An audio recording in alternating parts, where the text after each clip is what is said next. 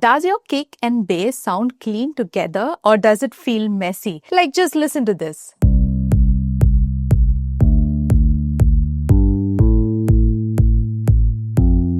That is just too messy. There's just one plugin that can fix this problem instantly, and once you know this method, your low end will never sound the same again. Hi, I'm Florina Jain, otherwise known as Flow of Music, and I help artists make their songs sound professional through mixing and mastering. And in today's video, we're going to learn about a concept called sidechain, which makes your kick and bass sit right well together and makes it sound clean, polished, and professional. Let's get into it.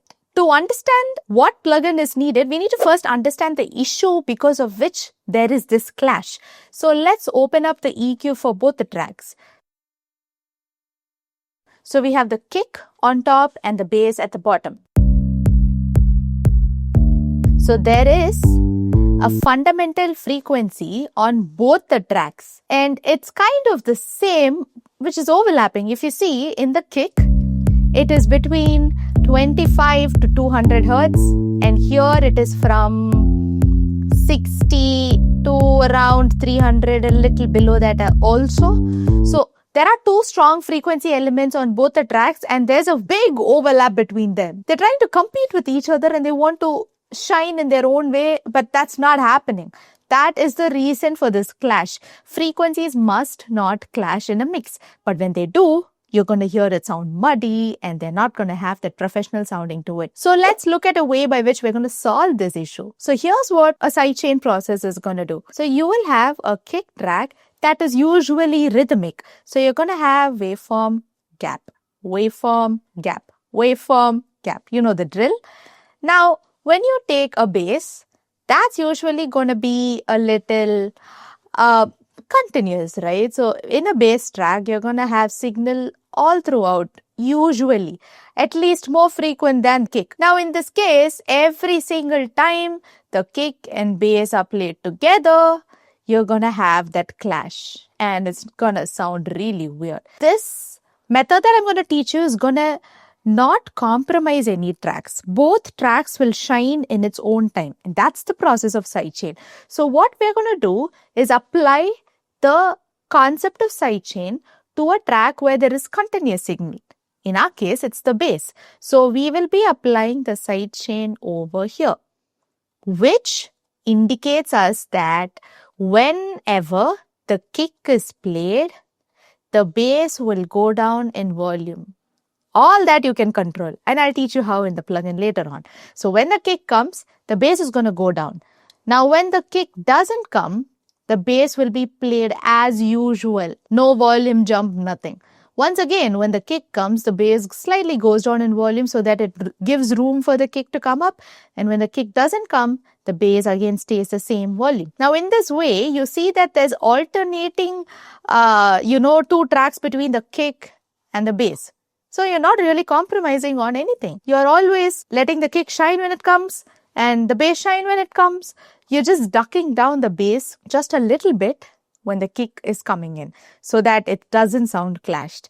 This is the process of sidechain, and we will be applying this using the regular compressor because compressor just compresses the track, but a regular compressor just takes the whole track, brings the loudest volume down, the softest volume up. But now I want that to happen when a trigger, which is the kick, when the kick plays, I want this trigger to happen. So when the kick comes, I want the bass to duck down in volume. When the kick doesn't come, I want the bass to retain in the same level. So this is called a sidechain compression. And if you don't understand the concept of regular compression, I'm going to link a video that will help you out with the process of compression. So let's see how to apply sidechain to our track. The first step is to add sidechain on a track that has regular continuous signal. In our case, it's the bass. So select the bass. These are all the presets that came with it. So I'm not going to touch that. I'm just going to add a compressor.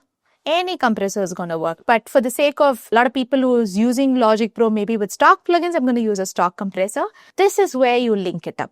Okay, this is the place. It's not this area. That's a slightly different thing to work on, but this is where we will be using for sidechain concept. My job is to make sure this sidechain works when a trigger, in our case, the kick is linked. So here's how we do it. My kick is an audio track. So I'm going to go over here, choose sidechain, Since it's an audio, I'm going to go to audio. If it is a VST, you will see another category called instrument, INST pop up, and inside that you'll find your kick. So mine is audio, and there you go. That's my kick. Let's add that. Now it is ready. The trigger is set. Let's adjust these volume. In a regular compression, you know what threshold ratio, attack, release, all that does. But let's give you a small idea about it once again. So threshold is going to tell you what signal is prone to getting compressed. Okay, so those signals that go above the threshold, they are prone to getting compressed. How aggressively is it going to compress? That is controlled by ratio. Now in this case, I want the bass to actually go down a bit so that the kick can shine. So I'm not going to put it soft. Anything 2:1 or something is a little soft. So I'm going to put it a little higher, probably closer to 5:1 so that it really comes down a bit so that a kick can shine. Now attack and release tell you how soon it has to start and stop compressing. I'm going to keep my attack time around 10 milliseconds and release. Usually I keep it around 20 to 50. For sidechain methods, I'm going to keep it there. So how soon it has to start compressing, how soon it has to stop compressing. I do not want any makeup gain. Makeup gain basically gives you some extra volume that you have lost through compression. But in this case, I really want the volume to go down only. That's my goal. I don't want to compensate the volume in any way. There's no point in sidechaining, right? I want the kick to sound loud when the bass, comes in, and when the kick doesn't come, I want the bass to shine. So don't add any makeup knob, and let's listen to it and see.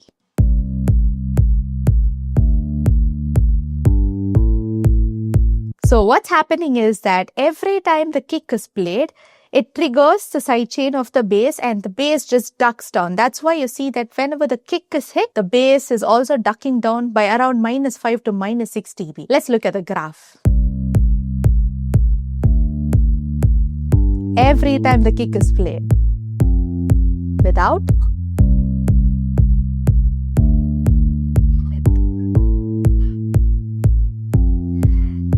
It actually makes a huge difference because your kick is heard much more clear. Listen to this. This is without.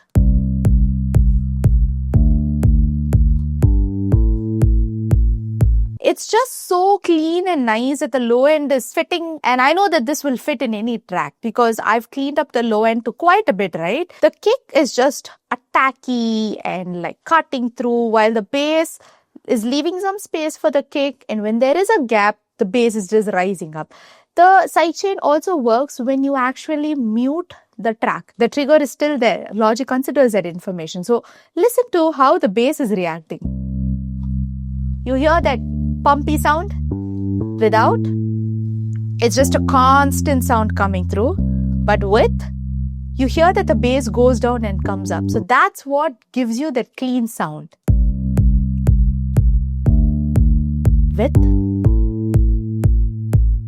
that's what we want to get. So if you want it more aggressive, you can push your ratio high or your attack and release quite fast so that it really brings it down and goes back up and it sounds like a pump. If you want it a little gradual and a little natural, I like to put my release a little higher so that it is at least a little bit naturally happening and it's not giving that pumpy feel. So it all depends on what kind of genre you have and what kind of sounding you want the bass to provide you. Based on that, you can move these knobs. Like I said, don't move the makeup knob.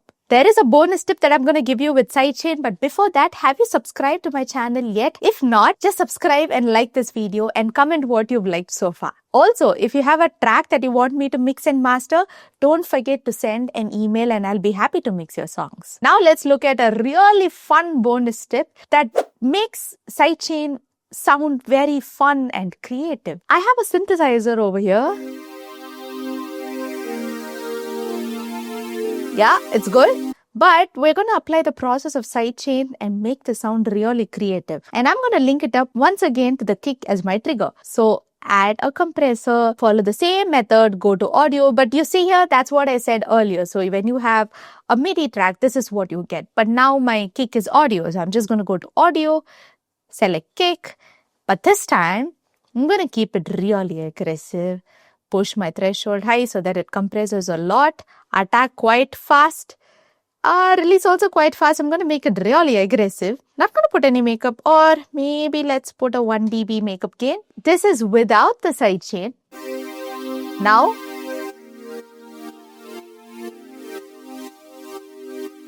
That sounds fun, right?